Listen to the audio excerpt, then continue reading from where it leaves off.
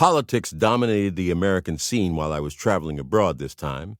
In Cairo and again in Accra, the American press wire services reached me with transatlantic calls, asking whom did I favor, Johnson or Goldwater. I said that I felt as far as the American black man was concerned, they were both just about the same. I felt that it was for the black man only a question of Johnson the fox or Goldwater the wolf. Conservatism in America's politics means, let's keep the niggers in their place. And liberalism means, let's keep the Negroes in their place, but tell them we'll treat them a little better. Let's fool them more with more promises. With these choices, I felt that the American black man only needed to choose which one to be eaten by, the liberal fox or the conservative wolf, because both of them would eat him. I didn't go for Goldwater any more than for Johnson, except that in a wolf's den, I'd always known exactly where I stood. I'd watch the dangerous wolf closer than I would the smooth, sly fox. The wolf's very growling would keep me alert and fighting him to survive, whereas I might be lulled and fooled by the tricky fox. I'll give you an illustration of the fox.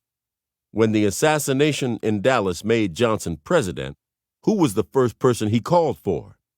It was for his best friend, Dickie Richard Russell of Georgia.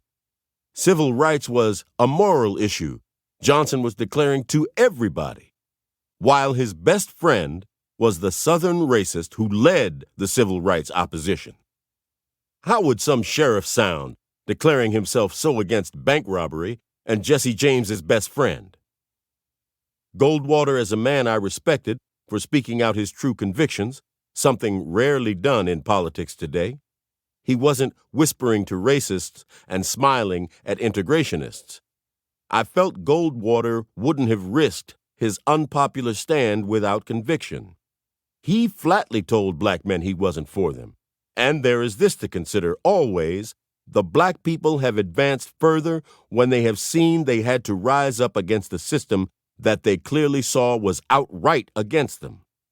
Under the steady lullabies sung by foxy liberals, the Northern Negro became a beggar. But the Southern Negro, facing the honestly snarling white man, rose up to battle that white man for his freedom long before it happened in the North.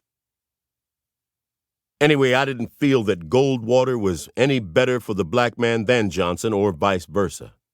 I wasn't in the United States at election time, but if I had been, I wouldn't have put myself in the position of voting for either candidate for the presidency, or of recommending to any black man to do so.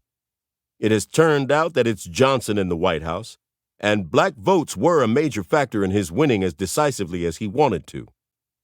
If it had been Goldwater, all I'm saying is that the black people would have at least known they were dealing with an honestly growling wolf, rather than a fox who could have had them half digested before they even knew what was happening.